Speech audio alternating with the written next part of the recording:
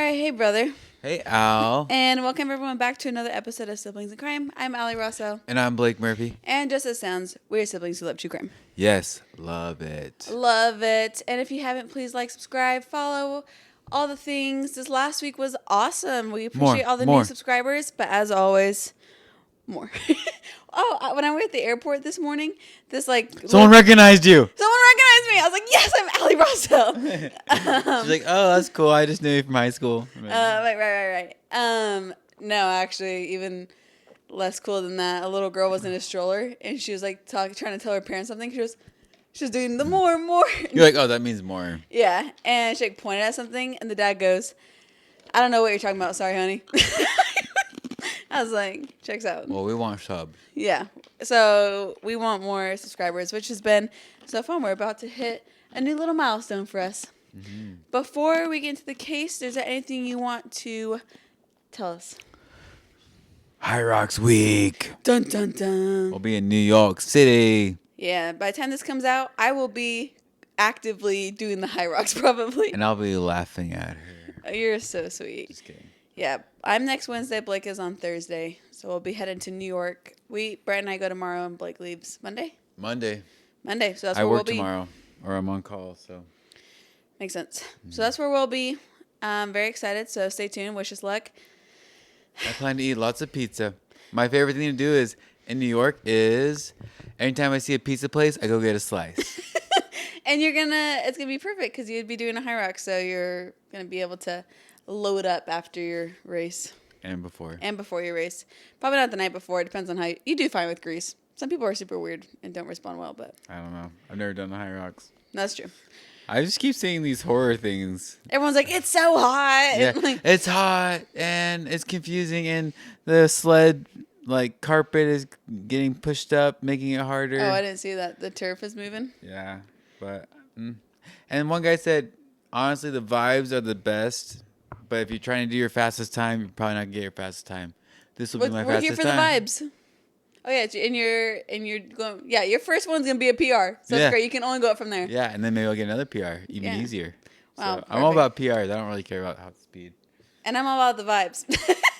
So definitely don't care about speed. But at least not this go around. My goal is to finish. So we'll see if that happens. It will happen. All right. I'm going to get into it. Ready? Mm-hmm. May 27th, 2020, 17 hours, 30 minutes, 36 seconds. The country was deep into the first wave of COVID restrictions, people working from home, social distancing, all that fun stuff. Boo. Nick Cordova was in the kitchen when her two children came sprinting toward her, clutching a phone. They had been FaceTiming their dad when he finished work for that day. But something had changed. He had stopped responding. And right before the call went quiet, the children had heard screaming and shouting in the background. Alicia grabbed the phone and started calling out to Nick, to anyone on the other side to pick it up, but no response. She gathered her kids, put them in the car, and raced over to the place her husband worked, Gilbert Air Cooling and Heating. By the time she got there, the building was roped off and officers were keeping everyone back. One of them pulled her aside, telling her her husband, Nick Cordova, was dead. You ready? I'm ready. Let's roll.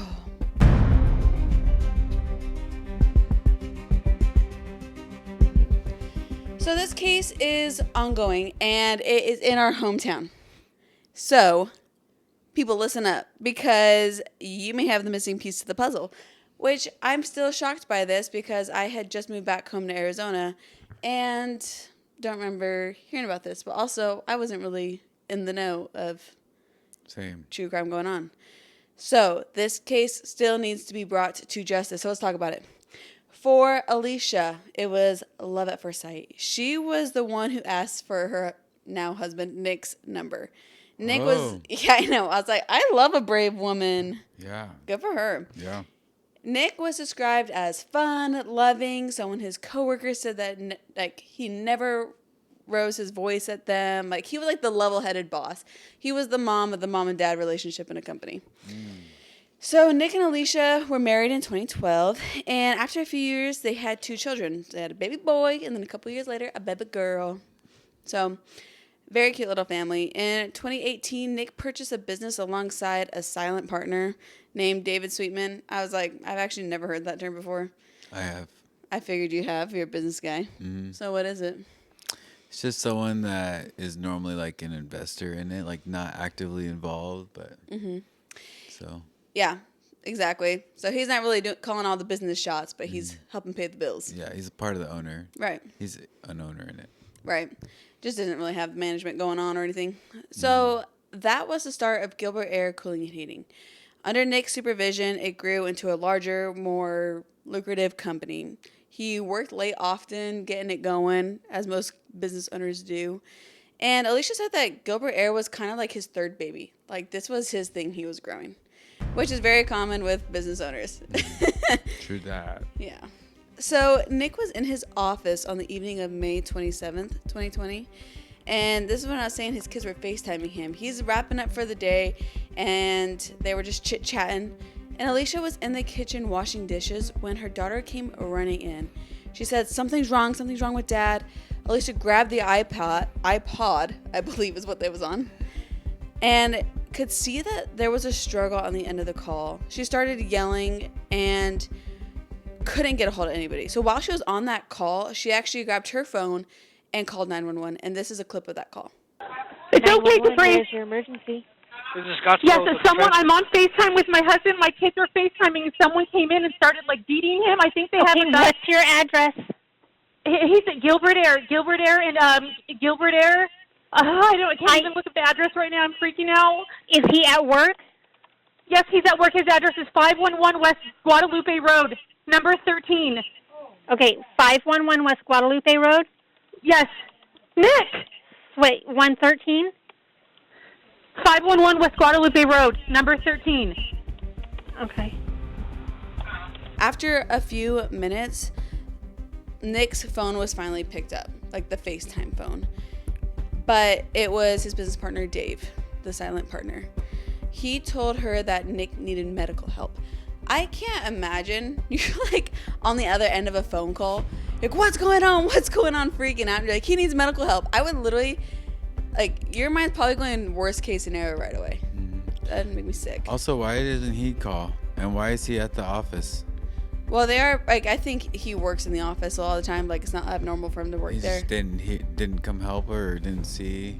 Well, I just think... happened to not call the cops right when it happened?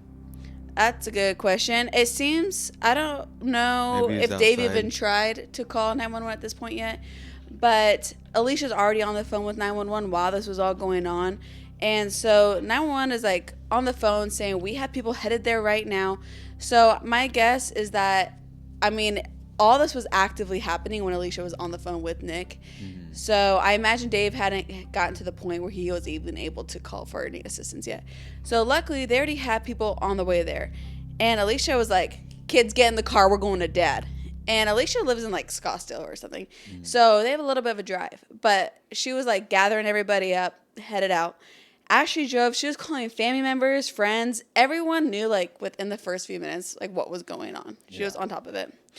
By the time she actually reached Gilbert Air, she decided actually to park around the corner because she was unsure of like what was going to be going on and she didn't want her kids to be around. Mm-hmm. Which, Mom of the Year, that's like so brave. Mm-hmm.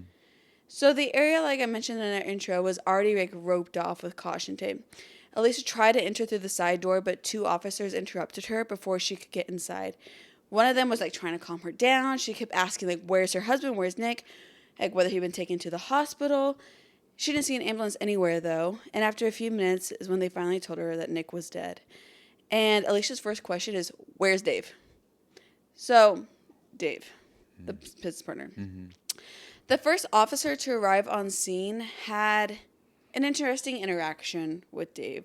As he approached the door, he saw the blind shift just enough, like it seemed like someone was like peering through. Then he heard someone shout, I'm Dave, or whatever.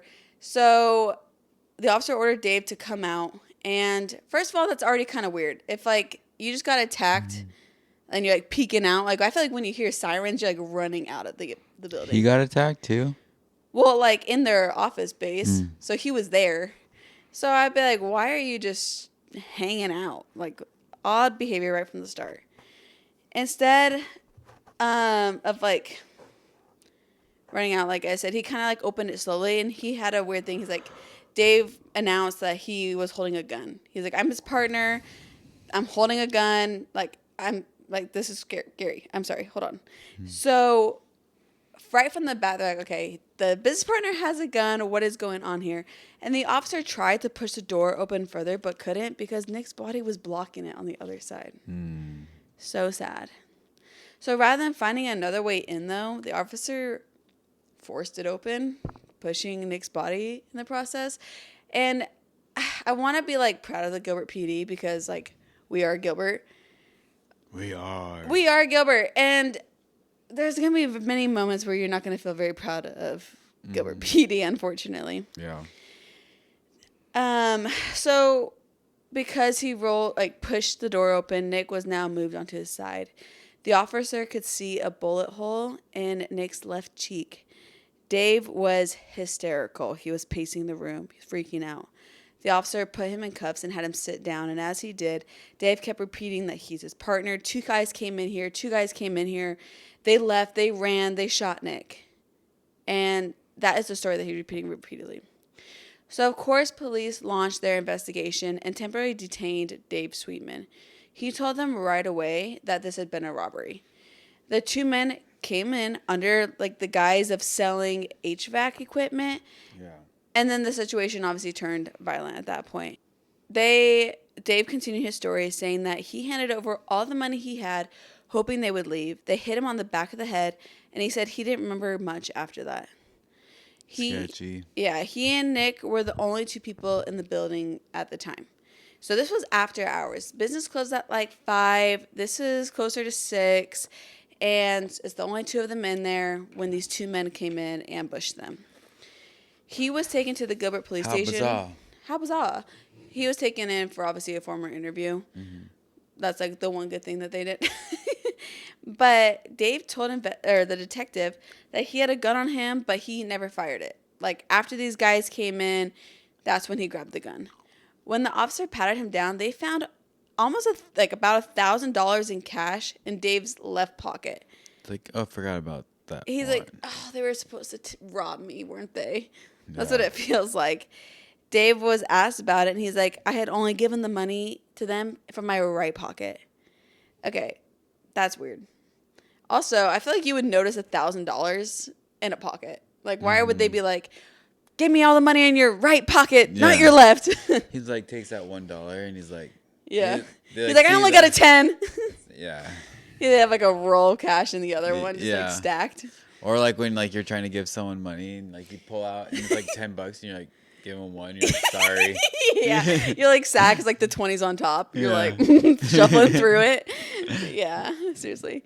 And that's like kind of what it feels like. It's like, okay, they didn't tell you to like empty all your pockets. It's just like looked weird. Yeah. I don't know. Also, to rob an HVAC company is weird. That is very true. You normally go somewhere where that's a lot of cash, and that's like more like, you go, you do the thing, they pay online. True. It's not like... I think a lot of people are typically, I mean, I guess I don't know Gilbert Air specifically, but I feel like most of the time it's, you order online, they come out, service your house, like, unless you're buying like specific equipment in there to go fix your own stuff. You just tap. Yeah. Who's carries cash these days? This is 2020. No, that's like gas stations, like people still do because it's like lower ticket items. It's like oh, I have a $5 bill. I want to, yeah, or like keep 100 on pump 6. It's not like, hey, can I buy an AC unit for $8,000? Yeah. Hey, I brought $400 in cash. Can I actually get my equipment? That's true. Yeah, it seems like a very odd place to rob. I didn't even think about that. So Dave's official account goes like this. He said he was getting ready to leave for the day. Nick was on a call. Dave gave him a little fist bump and headed for the front door. Then he realized he had left a bill at his desk, and so he turned back to go grab that. And as he walked back, that's when he heard the door chime and saw 2 men walk in. One of them approached him with a box of Freon, obviously like that coolant stuff. And this is obviously something you would think would be for an HVAC company, but actually Gilbert Air didn't even use this in their business. So Kind of odd. But at some point, they made it back to Dave's desk. Dave said he looked up because he heard the men start shouting. One of them came over and told him to get on the ground and hand over all his money, which he did from one pocket only. Then he was hit on the back of the head. He said he wasn't entirely sure if he had lost consciousness at all. But he did hear a struggle and then a loud bang, is which he believed obviously was the gunshot. The next thing he clearly remembers, though, is hearing Alicia's voice coming through that FaceTime call on Nick's phone. And that's when he picked up the phone, he walked out into the lobby, and that's when he found his business partner, Nick, dead, laying in the doorway. So Dave put the phone down, went back to his desk to retrieve his handgun, saying his plan was to kind of scope it out, see if the attackers were still here. By the time he made it back to the front lobby, that's when police arrived, and that's when he handed the gun over, saying, I didn't use it, but I have a gun. As for the two men who came in, Dave said he couldn't remember anything about them. Not a single thing. I feel like I wouldn't remember either. Yeah, but you'd be like, oh, he was like about my height. I don't know. Yeah, true. Give me like one thing. He looked like he had darker features. He said he didn't remember anything about them. Especially because, remember, this is the time of 2020, so we got face masks going on. What a time to commit a crime. Easily wear a face mask. Yeah, true. He said all he remembers was their gun because it was big and scary. I was like, okay, you're like 4 years old with that description. Seriously, this guy. Yeah. But like I said, Dave also told the officers he obtained his own firearm as a result actually of an ongoing custody battle from 2020. So he's saying that he's never used his gun ever. Like, not even, like, at a different time in his life. So, of course, police pulled surveillance footage within hours of the incident, as they typically do. Luckily, we have some footage. And they had video from the front desk, the warehouse, the outside of the building, but nothing in the office itself. And this office, Dave and Nick shared. So, nothing caught on camera within the office. Which, of course, is exactly where the attack happened. That's usually how it goes. What they could see from the outside footage was a Ford F-150 with a very distinct red and silver paint job pulling up to the building. I've seen that car. You have? I'm just kidding. Oh my gosh, calling a tip. No, but seriously, this is actually very important information, what I'm about to say right now. So pay attention, because two men get out. Like I said, their faces are covered, and they were carrying that box that we mentioned, but it seemed like the box was empty. It was just like to conceal their weapon. All right, quick break from the case. Because if you've ever looked up at a plane and thought, I wonder what it's like to actually fly one, this is for you. Today's episode is brought to you by Simply Fly Flight School, a local flight school right here in Arizona that makes learning to fly simple, fast, and actually affordable. Simply Fly offers discovery flights where you can get in a real plane with a certified flight instructor, take the controls, and experience what it's like to be an actual pilot. No experience needed, just show up and enjoy. And for our listeners, you can get $10 off your discovery flight when you book through simplyflyco.com. Whether you're checking off a bucket list item, thinking about becoming a pilot, or just want the coolest experience you'll have all year, this is it. Head to simplyflyco.com, book your discovery flight, and use podcast discount to save $10. Now back to true crime. Everyone quickly moves into this office area, which has no camera footage, but from the lobby camera you can actually hear shouting. So this is one of those cameras that actually have audio, which I feel like is not very common.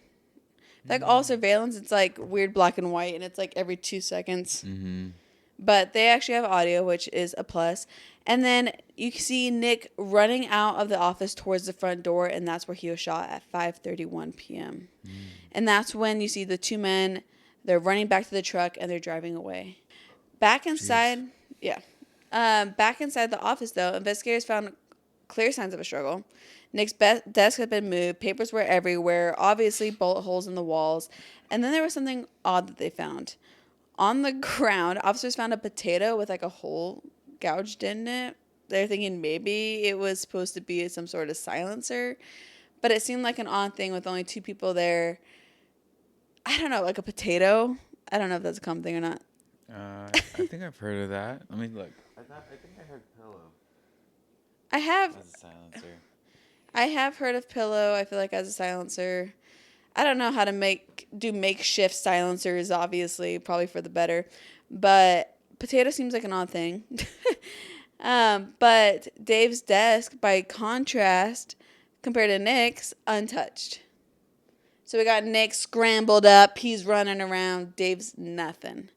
The bottom right drawer was open, and inside was the empty gun box, an empty magazine, and an orange slide lock. His gun had been out and loaded. The middle desk in the room was also undisturbed. So literally only Nick's desk was disturbed and looked like there had been confrontation there. Yeah, it said, yes. While a trope, well, I don't know what this means. It says while the trope is famous in pop culture, a potato is a highly ineffective and dangerous suppressor. So That's interesting. it can, but it's not very good. Huh. Yeah, it seems like an odd thing to do, but interesting. So police then began checking businesses in the direction that the truck went, which is great. They were able to actually pull footage of that same red and silver F-150 at an AM/PM gas station just down the street. And so Gilbert Air is no longer in business. I tried to look it up. I think it's like, I don't know now because it's closed, but I think it's over like on, it was on like Cooper and like Guadalupe or something. So like right down the street. Yeah. So they pulled footage from the AM/PM gas station. So about this AM/PM footage, this is like where I get held up because so these men drive up, they're getting gas, they're seen entering the store without his mask on, one of the potential suspects. He pays in cash and walks back out to his truck. Police didn't release his image or the corresponding video until June 12th, which more than 2 weeks after the murder. So I feel like that was already kind of a mistake. If someone's going to recognize someone, it's probably put it out there right when it's known. I don't know. There was no explanation for the given delay. They were hoping someone would recognize him. He appears to have the same build as one of the men seen in the Gilbert Air cameras, though he's not wearing the mask. And so it seems like it should be the same people. It looks like the same car. It seems like the same like build. So they don't know for sure. However, this is like the last and kind of like the mainly only really verified information that the public or the police have shared publicly. So it's interesting because this image, let me show you because I want you need to describe it if anyone's not watching this video. But this is like the clearest footage you can get of a potential suspect. I was like, if somebody knows this man, you will recognize him in this image. Like, are you kidding me? This picture has been out since 2020, and not one person came forward saying, I know who this man is. True. How would you describe him? Fat. Nah, he's a little bigger. Fat, Latino, short hair, Yeah. blue shirt. Blue shirt. Or black. He wears it all the time. Yeah. Just chubby. That's my overwhelming. That's the most obvious thing. Yeah. It looks like he might have like some facial, like a little stubble, maybe like a little bit of a mustache or something in this picture. Darker, like thicker eyebrows. That's like the very prominent hairline. It's like the most like ding, ding, ding, ding, ding ever. But I was like, you're telling me we put that 2 weeks after the murder and not one person has been like, oh, that kind of looks like a coworker of mine or anything is Weird. Crazy. So everyone take a look at that picture because you might recognize him, which would be scary, but important. So the other surveillance footage from Gilbert Air has never been released though, so we've never seen it. Everything else beyond this point has been redacted. Like, so none of the public knowledge, which is weird because this case file evidently has over 300 pages and 200 of them are blocked out. I don't know why. Weird. No explanations. Very odd. So Nick was, like I said, deeply loved. The night that this all happened, when Alicia was calling everyone on her drive over to Gilbert Air, nearly 50 people showed up to support Alicia at Gilbert Air when things were still going down. Wow. So they stayed all night at Gilbert Air trying to figure out what was going on. Like, what a good support system. Yeah. Many of them obviously refused to leave until Nick's body was brought out, which took way too long, surprisingly. This is like when the sun was coming up. Wow. Did people start to finally go home? Yeah. Alicia was given Nick's keys and his wallet that still had money in it, so very bad robbers. Yeah. Very weird. And then the police said that they had to keep the wedding ring to see if there's any DNA on it. So that's like the one thing that she didn't get back. But I'm like, why would they not have the wallet? Or I don't know. It's odd to me if it's a robbery and only Dave got robbed and Nick got killed. Yeah, true. So odd. Maybe Nick was trying to fight. Yeah, maybe. I know the way that Dave described the scene is odd because he got knocked out and then he just like was on the floor and they just like let him be. Yeah. Nick tried to run out of the building, it sounds like. So why would they? I don't know. So it seems more targeted in my opinion. Alicia asked the police why Dave was no longer being treated as a suspect because he had that interview and he was been released. They said there's no sufficient evidence. It says that there's no reason to believe that Dave was involved. She sounds sketched out by Dave. She does sound sketched out by Dave, and there's a reason for that. Because you got to know a little bit more about their coming together. Nick and Dave, they only ended up as partners because originally the owner of Gilbert Air who started it, his name was Frank. He started back in 2015. And when he had it, Dave bought into the company for $250,000, which was half of the company at the time. And I guess Frank, he didn't straight up say that he didn't like working with Dave or that there was any reasons that Dave had all these, like that's why he was leaving.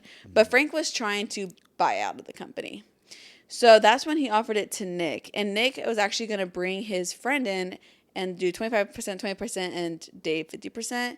But the friend backed out last minute for saying he didn't feel good about it. And that's how Nick and Dave ended up being the only two business partners, 50-50.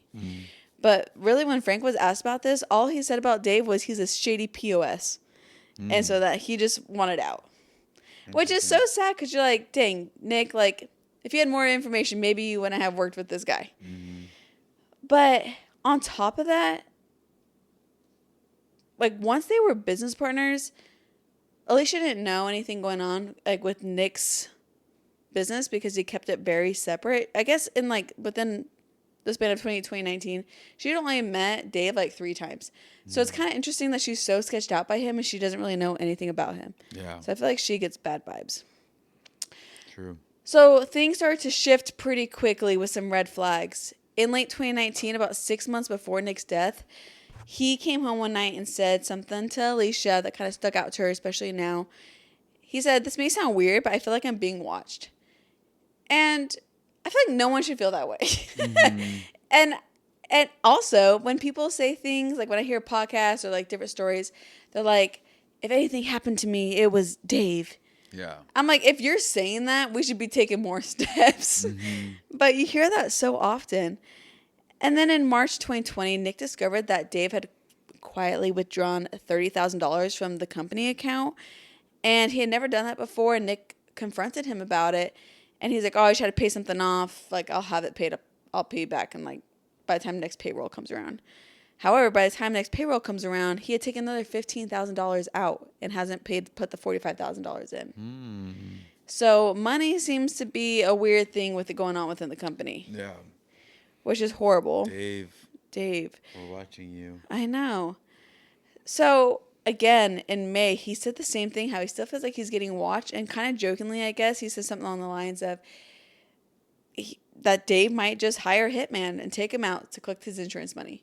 And this is the first time I think Alicia is ever hearing that there was an insurance policy out on Nick. Evidently, Dave thought it was a good idea that they both take out insurance like policies on each other. It's pretty common. And to protect the company. Until you find out how much they take out on each other. It's pretty gnarly. But it is kind of surprising that Alicia didn't know anything about this. But it kind of brings some more light up to why Nick thought that Dave might have a hit out on him. Yeah. So, in late May 2020, the Nick's family, they take a vacation. They get back Monday evening. He's supposed to go to work Tuesday. Kids are like, please don't go. So, he actually doesn't go back into work until Wednesday. Nice. And Wednesday was his first day back to work and also the day he was murdered. Oh, no. Yeah. So because they were alone in the office, they didn't really have any eyewitnesses. So when police originally started investigating this case, they were going to like the different the different employees to see what kind of behavior was going on leading up to this day. And they spoke with the officer manager, Lynn. And she spoke of Dave in not so great light. She also talked about behavioral changes she's noticed in the weeks leading up to his Nick's murder. She told them that Dave had started showing up to the office far more frequently than he had in a long time, like after Nick passed. And I guess the two of them had never gotten along, and all of a sudden he's being really friendly, and it was like off-putting for her. She's like, you've never been around the company, never been really involved, and now you're trying to put on this like super nice, friendly, happy-go-lucky guy, like after Nick leaves. Weird. So it just felt very odd to her, and she's telling police that this behavior was weird, and that the months leading up to this, he has been obsessing over money, it seems like. She would often hear Nick and Dave like yelling at each other in the office over money disputes, but she would just put her headphones in and ignore it. So she never knew really like what the conversation was about. She tried to stay out of it, which is great because I'm like nosy. I'm like, are we in debt? What's going on? So she's better than most, but she would ignore it, and she was just like very surprised about seeing Dave's change of behavior. But when she said when Nick returned to work Wednesday morning, this is when Dave went quiet, like uncharacteristically so. Lynn said that the two men spent the most of the day in the office together behind closed doors, and she didn't know what was going on. But the day prior, he had been like anxious, like, when is Nick coming in? Is Nick coming in today? Kept looking out the window. He'd only take small breaks, come back really fast, like, is Nick in yet? And he obviously didn't come back until the following day. Weird. And then this is when this all went down. It seems obvious to everyone that there is suspicion around Dave. Yeah. Family, friends, coworkers, everybody. They would all give tips. They all give like all their information to the police. And it seemed like police heard them all out, but they haven't done anything about it. Evidently, there's just nothing to point at that Dave is actually suspicious or potential suspect. I don't know. I'd like to see his phone records. Yeah, seriously. I was like, there's something there. And what makes it feel even weirder is, like, I don't know, like, Alicia immediately went and tried to get a restraining order against Dave, like, literally right after this incident, because she was so freaked out by him. She's, like, convinced this guy is Nick's murderer. Yeah. And she wasn't able to get a restraining order because, like, he hasn't done anything to you. And so that was denied. But then she felt weird because, like, 3 days after Nick's murder, Dave contacted Alicia and asked if he could help with the funeral in any way. And she's like, no, I think you're involved. You're not going to be anywhere near the funeral. And this guy does not take a hint because just 5 days after the murder, he texted Alicia that he wanted to meet up and talk about that insurance policy. And so Alicia started hearing about it. And she's like, first of all, we're not talking. He's not even buried yet. Second of all, he explained that he needed her signature because it's going to be a 50-50 payout and for like the company and her portion is $500,000. So she was like, okay, so obviously the policy must be $1 million. And she goes into Nick's emails to see like his communication with Dave and more about this policy. And what she finds is that this 50-50 split was not accurate because the total payout was actually supposed to be approximately $8 million. Oh, wow. So, yeah, this guy is saying, oh, let's just get you signed over real quick. You'll get $500,000. That's 50-50. And he's actually going to get $7.5 million. That's sketchy behavior. Yeah. So, as if she wasn't already, like, so convinced it was Dave, he's calling her, pushing her to sign this. And she's like, you have been lying to me this entire time. Alicia's lawyer, like, found a document saying that if anything happened to either of them, it would split 50-50. And so they call and they try to, like, get it figured out. Like, maybe it was a misunderstanding. And so they call the insurance company and they're confused because they're like, oh, by the way, we already have the signed papers from Alicia. Alicia's like, I did not sign anything. So she's pissed. She's like, someone forged her signature. Wow. Horrible. And they're like, do you know of anyone who would do that? It's like, oh, gee, I wonder who it could be. Yeah. So Alicia filed a police report for the forgery, and a few weeks later, she was told there wasn't enough evidence to charge Dave. So Alicia's getting pissed. It feels like he got away with murder. It feels like he's getting away with fraud. And neither Alicia's lawyer nor Dave's could find common ground on how to divide that payout. In 2024, they settled outside of court for an undisclosed amount, so almost certainly with confidentiality clause attached to it. And so I just jumped a couple years. The whole point being This is sketchy. It seems very much money related.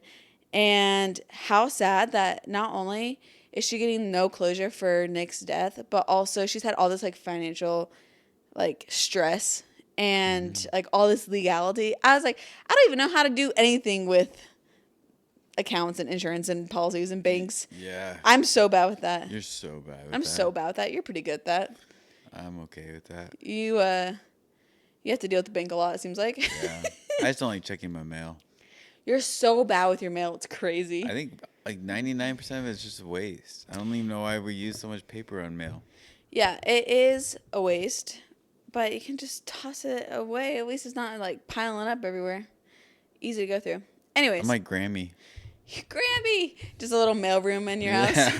Yeah. So true. Well, 9 months after Nick's death, the Gilbert Air went under.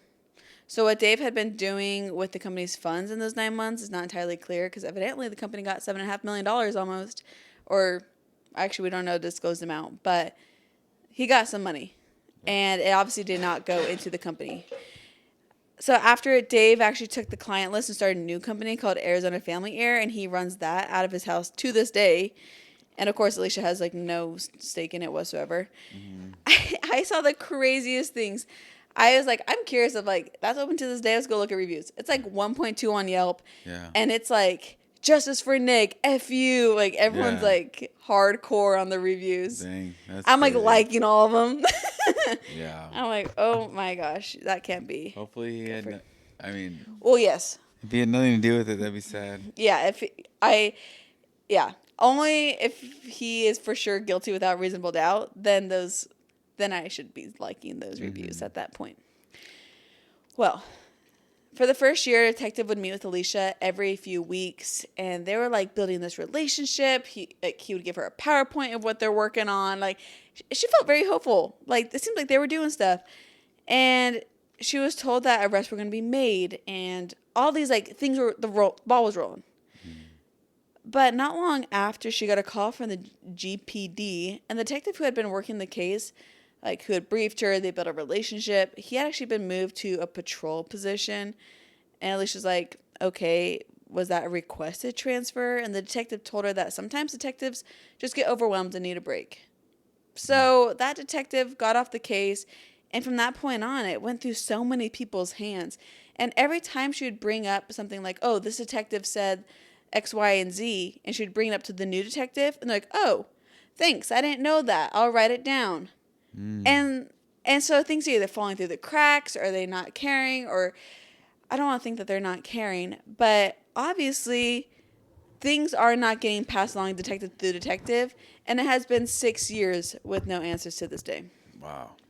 No autopsy report has been released. No information about the weapon used. Nothing confirming whether Dave's gun was fired that night or not, which should be a huge one, I feel like. The only unredacted detail in the case file regarding DNA stats is that they found DNA samples in the office that could belong to Nick or Dave. It's like, okay, great. They're both in the office every single day. That's where they work. Yeah. The least helpful information ever. So I guess they have faced like a lot of public criticism the way they're handling this case. Yeah, I bet. Yeah, and I don't want to like hit on them. Like I said, I'm like, come on, guys. Except for I feel like Gilbert doesn't really have much going on, so maybe like they don't really know how to handle this type of case very well. Yeah, just e-bikes. Yeah, seriously, e-bikes.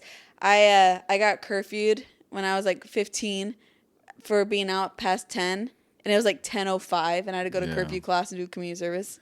I got arrested for swimming in a community pool past the time. The curfew time? Yeah, I had to like go to court and stuff. I guess it got like taken off my record or whatever, but it was like, geez, that's kind of intense. That's what I'm saying. Is like, are you guys just like, you're used to do like just curfewing kids left and right, and you're not used to murder? Like, you don't know how to handle it? This guy's like, I'm so overwhelmed, I can't do this He's anymore. like, I'm out. I'm out. Originally, he has like PowerPoints and all this stuff, like feeling real confident in himself.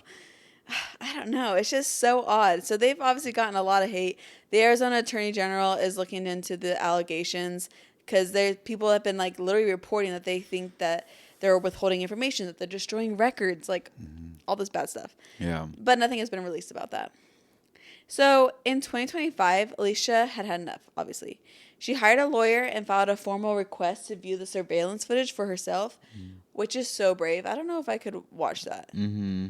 I don't know. And in March 2025, the access was granted. She and her mother went to the police station and watched it together. And you would think that it would just be exactly how the cops said. But something stuck out to Alicia that drove her nuts that it wasn't in any of the police reports. As Dave was getting ready to leave the office, he paused and took a peek through the blinds. And on the footage, you can see that. And at that almost exact moment, that's when the red and silver truck was pulling up. Dave looked and then went back into the office. In his account, he was walking towards the door, forgot something on his desk, turns around, goes, grabs it. But in the footage, it looks like he almost was waiting, in her opinion. True. Looking to see what's going on. And so Alicia asked, like, the police, is this enough to act on? Like, can we do something about this? Obviously, he's lying. There's something going on. And they really didn't have an answer for her. And they just kind of have dropped it since. Like, we'll put it in the notes. Weird. Odd. She then watched the rest of the footage. And there's no video of what happened inside the office, only audio. So she could hear her husband getting, like, attacked by these two men. And him running to the door and getting shot execution style in the back of his head. Dang, that's crazy. Yeah. To Alicia, the footage only deepened her certainty that Dave was involved, and my certainty. Like, I don't want to, like, throw him on the bus. He's not convicted, so this is all allegedly. But to the police, he remains someone that they were not actively even considering at this point in 2026. Wow. Yeah, Alicia is frustrated that the police cleared Dave based on that footage alone, basically, because to her, it seems so much more likely that he was involved. Mm-hmm.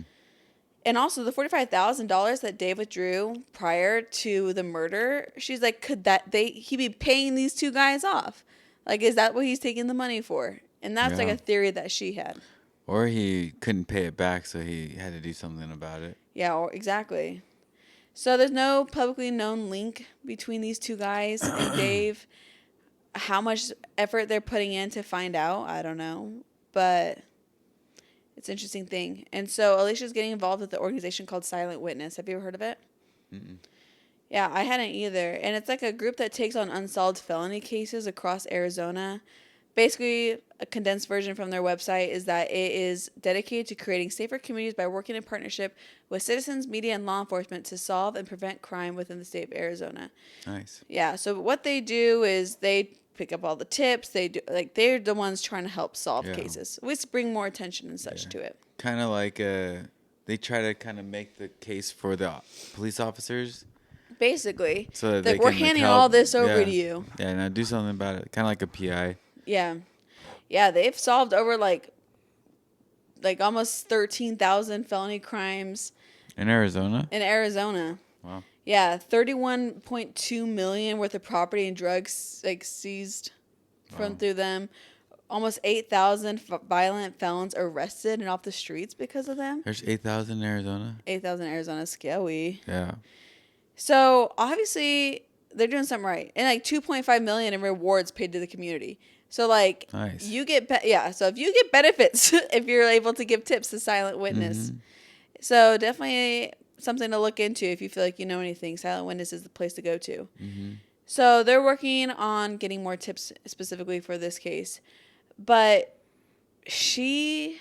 Alicia feels like she may be closer to the truth than police are willing to acknowledge, because 7 years before Nick was killed, Dave Sweetman was connected to another suspicious death.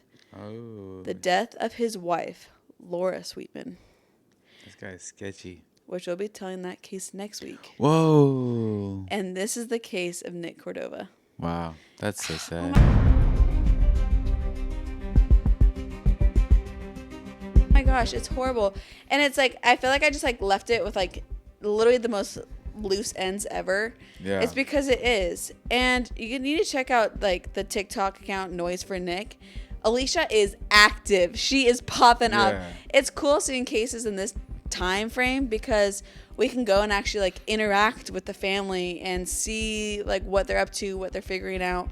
So that would be a very interesting source to go to actually get This is like the most like basic information. If you want to Yeah. actually deep dive, go check that out. She seems like the most like dedicated wife. I love her for that. So she deserves answers.